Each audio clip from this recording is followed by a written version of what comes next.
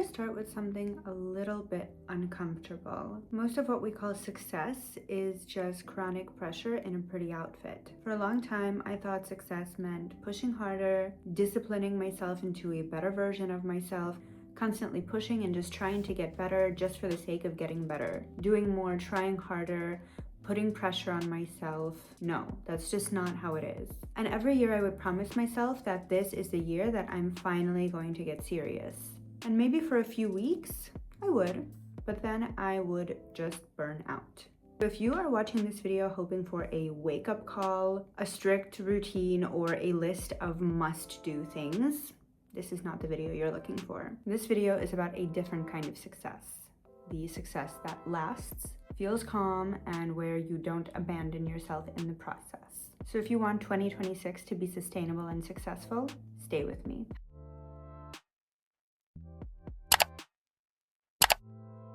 Hello girlies, welcome back to my channel. Today we are going to be talking about all things success. So let's go ahead and get started. So first let's talk about discipline. Now I don't hate discipline, I'm not a discipline hater, but I did decide for my own self that I am not friendly with discipline. Discipline makes me feel kind of more manly.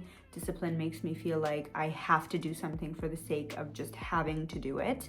Discipline makes me feel like I have to push myself, like I have to make myself do things. So what I did is I changed for myself the term discipline into devotion. And that is what is moving me right now. That's what's giving me momentum. It's what is allowing me to make my progress because I'm doing it out of devotion to myself. So I am devoted to making myself better. I am devoted to being healthy. I am devoted to having healthy relationships. I am devoted to myself. I am devoted to my body. All the things, anything that would require discipline, you just change the discipline into devotion. And that's pretty much it. I mean, it worked for me. I don't know. I think it's gonna work for you too. You never know until you try. So discipline says, do it because you need to do it, which is okay sometimes. I mean, sometimes that really is the case. We do just need to do something. But devotion says, do it because you want to, which is a huge difference.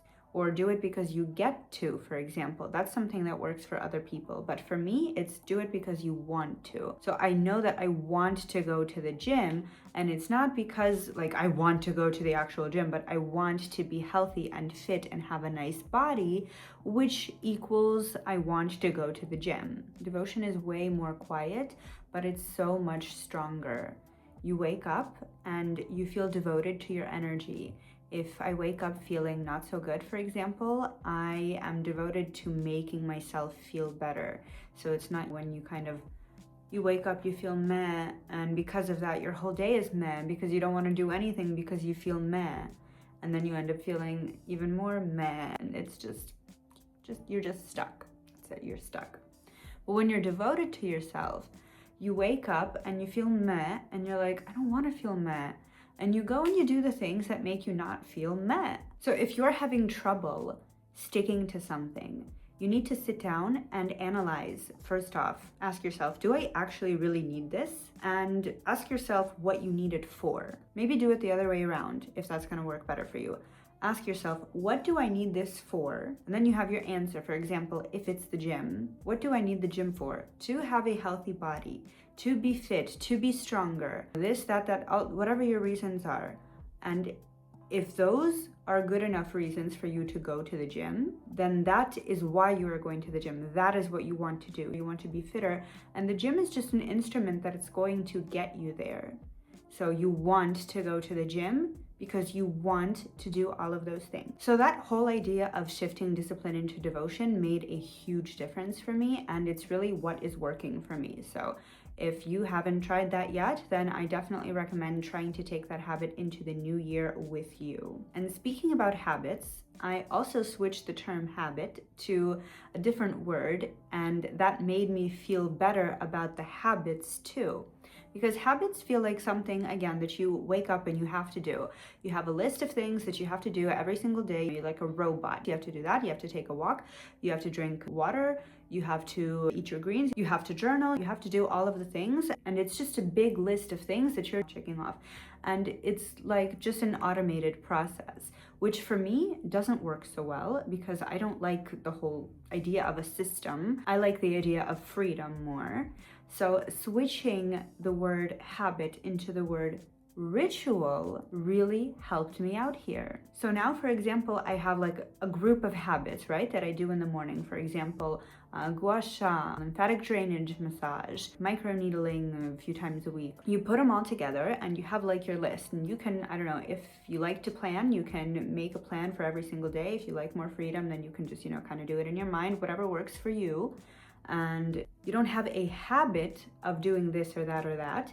You have a ritual in which you do this and this and that. A habit feels like a task, whereas a ritual feels like self-care and self-love. So when you attach meaning to an action, your brain stops making such of an effort to do it because it just comes easy. And your brain stops seeing it as effort and it just works. It just happens. You're teaching your brain that this is safe. We like this. We like to do this. And we're going to do this because it's fun. We like it. It makes us feel good. And suddenly, showing up doesn't require any motivation.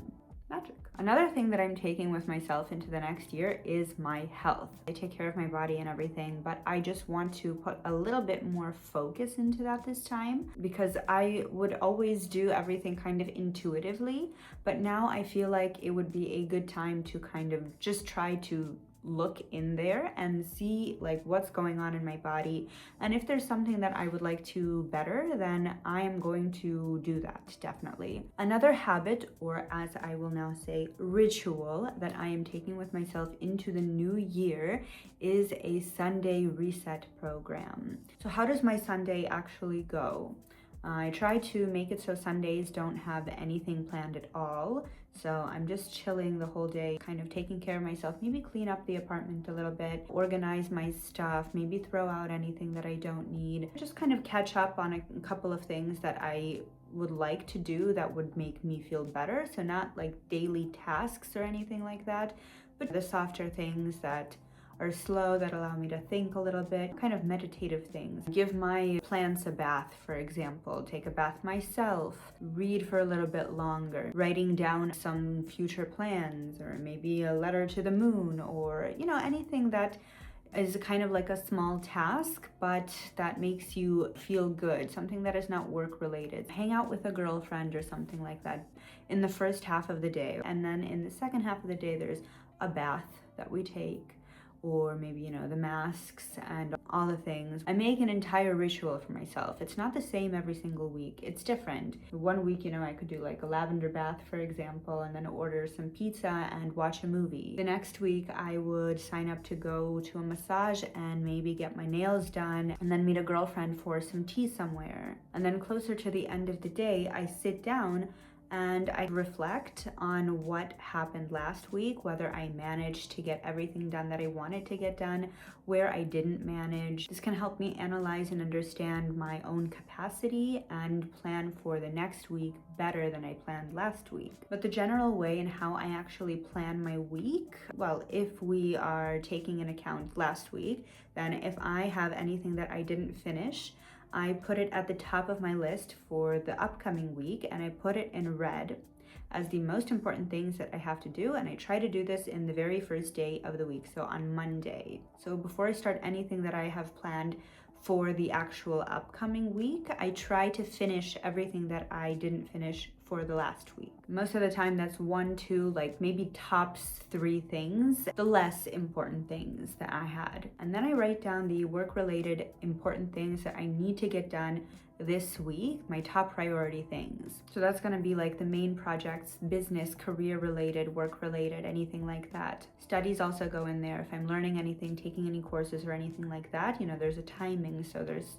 specific things that I have to do during a specific time. And then we have the less important but also important things that are also work related, or maybe hobby related, or just related to anything, but if you do them, for example, a little bit later in the week or even next week, is okay. It's not going to be so bad, but it is important to do them. So first I have the things that I missed from last week, then I have the things that are my top priority for this week, Then we have the not top priority, but also important things that we have to do. Then we have the less important things where it doesn't matter if we do it this week, but it would be nice if we did do it this week. And those are the things that I usually have in red for the upcoming week. Then I would write in maybe some new habit, or as we like to say now, ritual, that I would like to add into my daily routine. So like gua sha, for example, if you've never done gua sha and you want to try and you finally bought it, I would write down, add gua sha to my ritual. And everything that I want to do here has to fit on one page. And it's not an A4 page, you know, the big one. Let me show you. This is it. It has to fit on one page in here. This is my hand. So I open this up and this is where it has to fit. Then I take everything that I wrote down, I open up my Google Calendar and I schedule my week. Now I try to do it in a way where I finish most of my things Monday, Tuesday, and Wednesday. So the majority of everything I finish in these 3 first days of the week. If I need another day, it's okay. For me, it works to work hard for a few days and then have more chill days. And this is absolutely different for everyone. This is not going to be the same for everyone. For someone, it's more productive to do this. For someone, it's more productive to do that. We have been talking a lot about productivity and things that we need to get done, but now I want to talk about the importance of a dopamine menu. So throughout all the work and everything that we're doing, sometimes we need a little bit of, energetic support. And we get this energetic support from things that we love to do, from things that fill us up and make us feel good. And I would like to say that scrolling, snacking, drinking, smoking, all those things, that's kind of like fake dopamine. It's not really getting you places. It makes you feel good for a short amount of time, but then afterwards you feel worse. And these are honestly just bad habits. So what I want to talk about right now is having a dopamine menu. Think about things that you like to do, for example, taking a walk, going to the forest, going to the beach if you live by the sea, oil painting, watercolor painting, taking photos, reading a book, absolutely anything. Things that are your hobbies, things that just make you feel good, taking a bath, spending time with your cat, your dog, whatever, with your friend, going out for a matcha with your bestie, whatever makes you feel good. Take the time to make a big list of things that make you feel good. And whenever you find yourself scrolling, or you find that you're bored and you want to do something that is not so healthy or not so good, whenever you are bored, you have nothing to do, you open up your dopamine menu and you start eating from there. You do the things that make you feel good for the long run. I have a really, really big list and I'm always adding something. So while you are entering into the new year, take a look at your life, the different spheres that you have in your life, relationships, friendships, career, business, health, appearance, finances, all the things. You write down 1 to 3 things that you are not happy with in these spheres of your life, and you write down a game plan, like I told you earlier about the goals, step by step on how you can fix this, how you can better yourself in specifically this sphere with specifically this subject. And just start doing it. Just start taking the baby steps and you're gonna get there. You are, I swear. If you just do it, you will get there.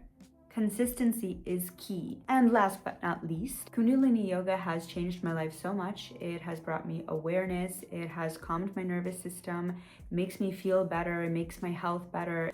I don't even know how to explain it. It's kind of like I brought some kind of magic into my life, and this magic is fueling me and it's making me move better, faster. It's allowing me to transform faster. It's allowing me to just make myself better and to enjoy life more. So if you haven't tried Kundalini Yoga yet, I do very highly recommend that you give it a shot. You can start with one of these videos over here, or if you are a girly that is working on cleaning out past emotional connections, I highly recommend clicking the link in the description below. In the comments below, let me know which habit you are stealing from me. Don't forget to like and subscribe to support your girl, and I will see you next Friday. Bye!